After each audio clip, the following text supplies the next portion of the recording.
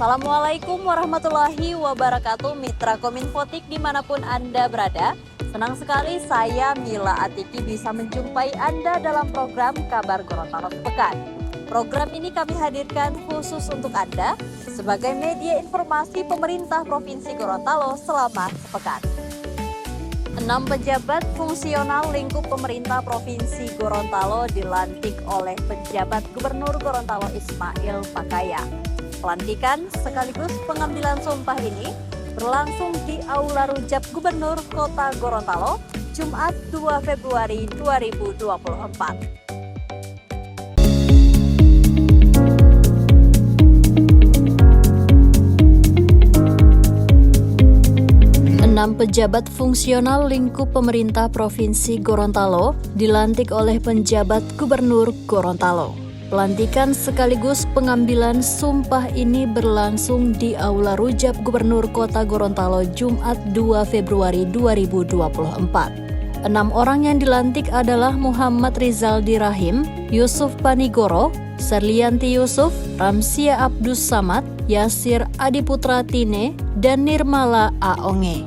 Masing-masing menduduki jabatan perencana ahli pertama, bidang pemerintahan dan pembangunan manusia, pranata sumber daya manusia aparatur mahir bidang pengembangan, mutasi dan promosi, tenaga sanitasi lingkungan ahli muda, administrator kesehatan ahli muda, asesor sumber daya manusia aparatur ahli muda, dan epidemiolog kesehatan ahli pertama.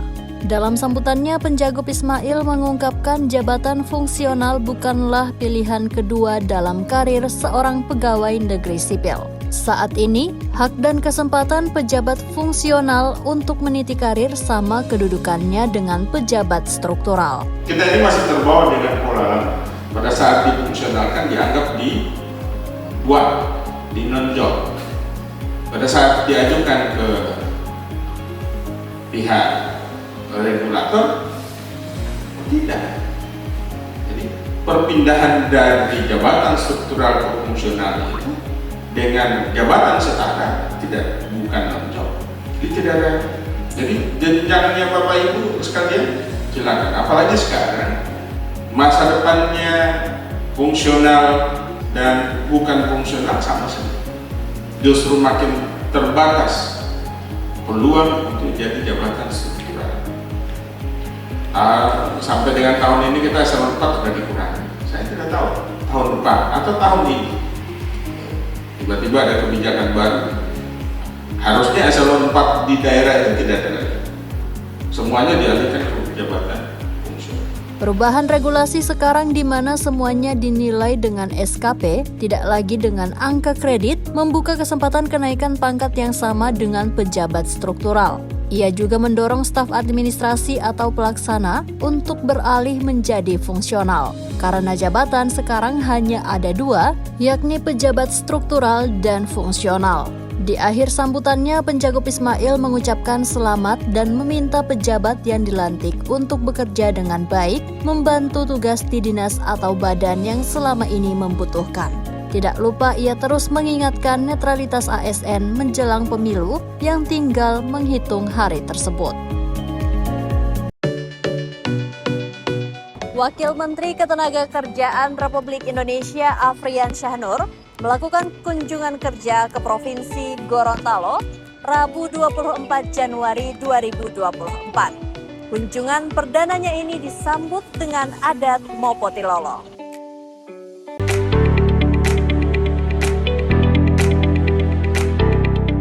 Wakil Menteri Ketenagakerjaan Republik Indonesia Afrian Syahnur melakukan kunjungan kerja ke Provinsi Gorontalo Rabu 24 Januari 2023. Kedatangan perdananya ini disambut dengan adat Mopotilolo. Wamenaker bersama rombongan tiba pada pukul 9 waktu Indonesia Tengah menggunakan pesawat Garuda. Kemudian rombongan menuju ruang VIP Terminal Bandara Lama dan melangsungkan adat Mopotilolo. Kedatangan Afrian Syahnur disambut hangat oleh penjabat Gubernur Gorontalo Ismail Pakaya.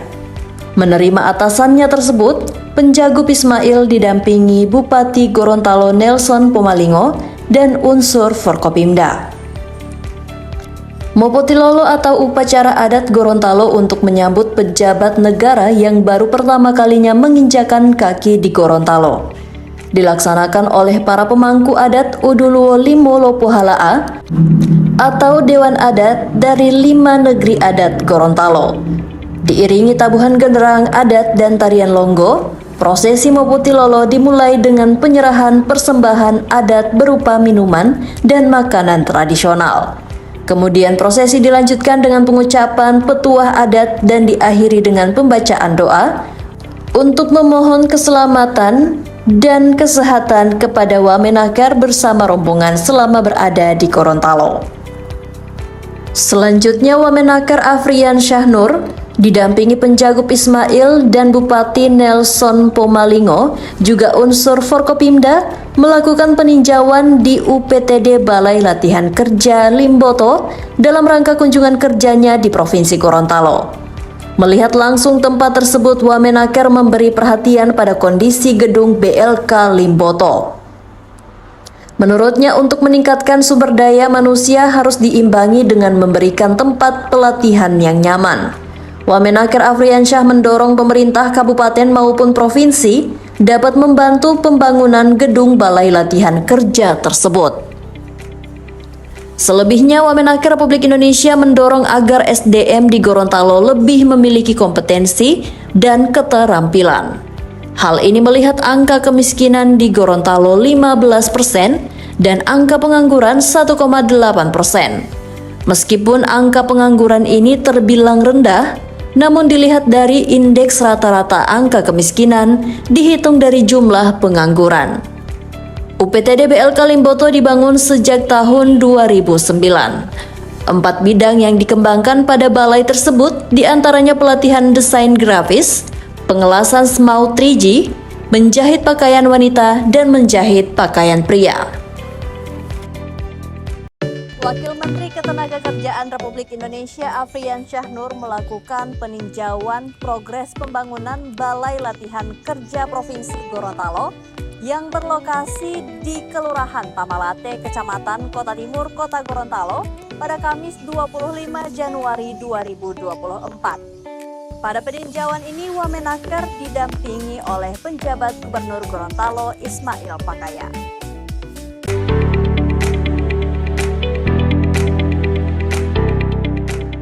Wakil Menteri Ketenagakerjaan Republik Indonesia Afrian Syahnur meninjau progres pembangunan Gedung Balai Latihan Kerja atau BLK Provinsi Gorontalo bertempat di Kelurahan Tamalate, Kecamatan Kota Timur, Kota Gorontalo pada Kamis 25 Januari 2024. Peninjauan ini dilakukan bersama penjabat Gubernur Ismail Pakaya.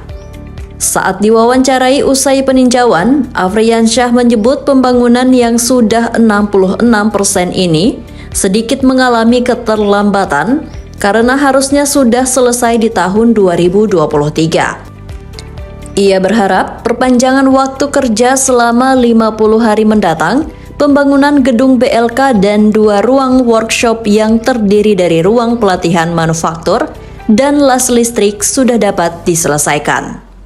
Pembangunan yang menggunakan dana APBN itu akan dibangun 5 ruang workshop. 2 di antaranya sudah dibangun sejak 3 tahun terakhir dan akan segera dirampungkan pada Maret 2024. 3 lainnya akan dilanjutkan selama tahun 2024. Saat pembangunan ruang workshop selesai, semua pelatihan akan dijalankan tanpa pungutan biaya alias ditanggung negara. Semua masyarakat bisa mengikuti tanpa batas usia dan tanpa syarat ijazah. Semua masyarakat itu dan tidak ada batas umur. Jadi mereka yang penting ada niat, ada mau, dan pelatihan ini pun tidak mengikuti misalkan harus ijazah minimal ijazah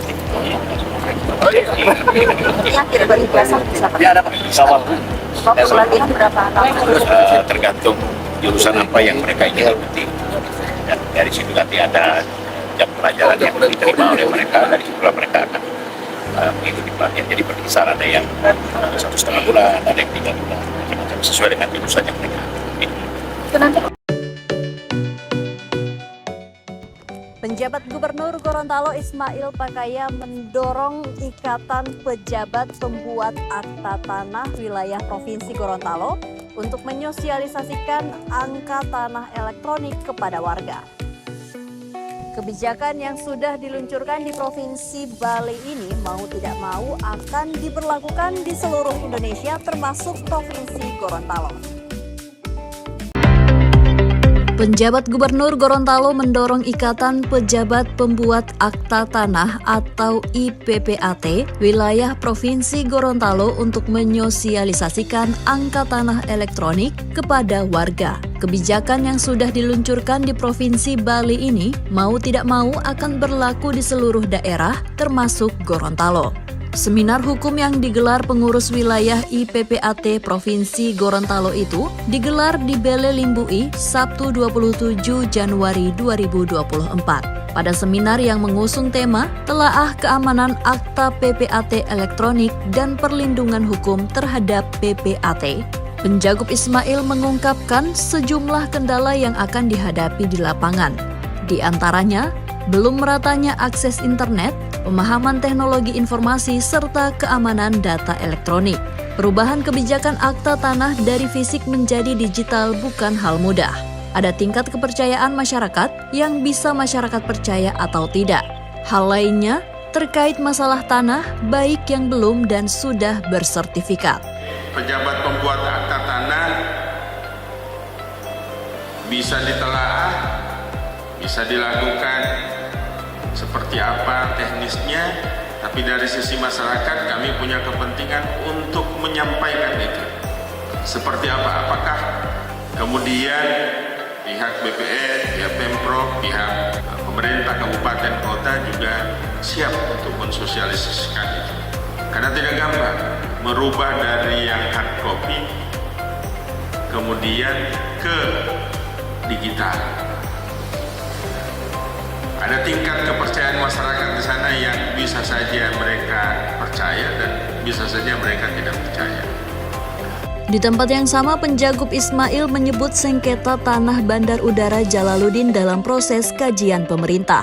Pihaknya mengakui sudah menerima putusan Mahkamah Agung yang memenangkan Pang Muniaga selaku penggugat atas tanah seluas 7.448 meter persegi yang pernah dihibahkan Pemprov Gorontalo tahun 2017 lalu.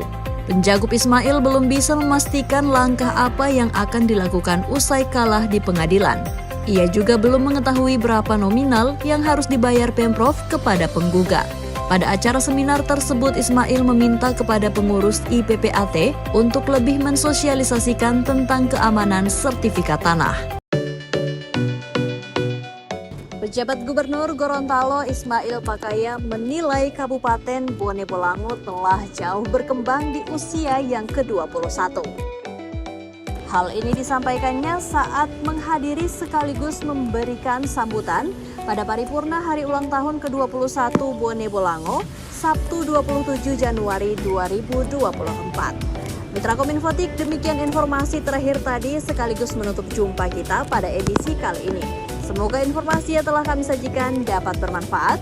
Dan jangan lupa untuk like, komen, share, dan subscribe channel dari pemerintah Provinsi Gorontalo. Saya Mila Atiki dan tim undur diri. Wassalamualaikum warahmatullahi wabarakatuh dan sampai jumpa.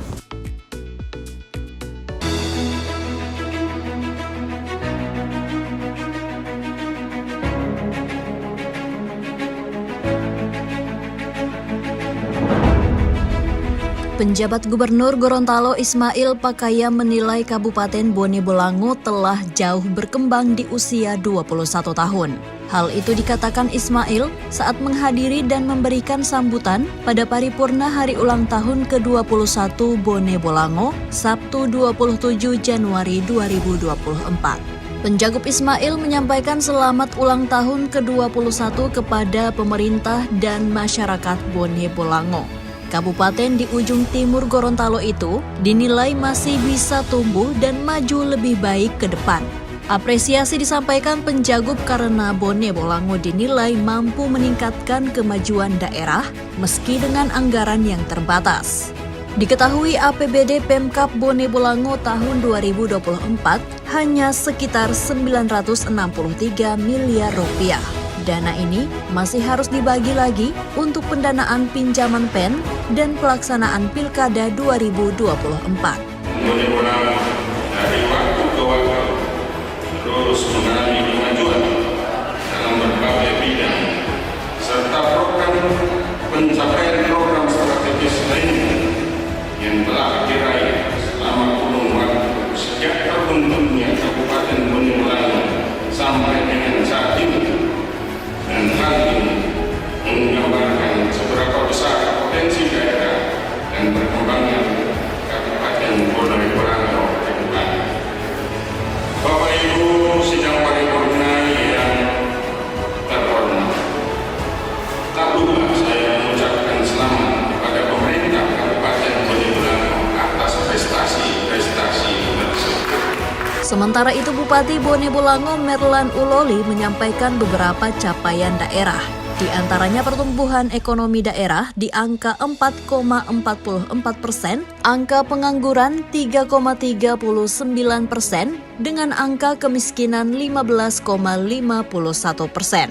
Program ekonomi dan infrastruktur diklaim mampu meningkatkan pengeluaran per kapita masyarakat menjadi Rp11.114.000. Program pemberdayaan perempuan dan perlindungan anak mampu meningkatkan indeks pembangunan gender menjadi 88,72%. Program dana desa dan ADD mampu meningkatkan indeks desa membangun menjadi 0,76 dan menjadikan 40 desa berstatus mandiri.